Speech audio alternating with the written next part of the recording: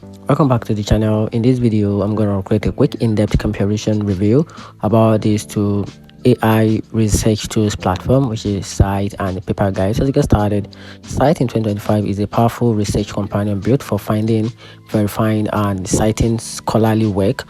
Its smart citation system not only gives you sources, but shows how each source has been cited in other papers, supporting, contrasting, or just mentioning your topics.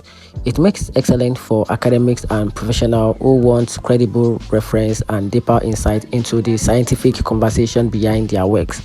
Paperguide, on the other hand, focus on helping you write, structure your papers. It's generated outlines, draft, and citations, plus offer a algorithms and AI detection tools. While it saves times in formatting and writing, it doesn't offer a site depth in analysis citation context.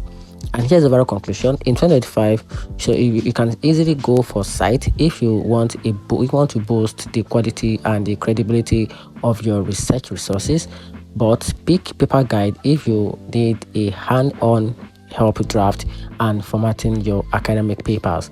And that's it. Hope you find the review a little bit more helpful. If you did, subscribe and follow for more. Thanks.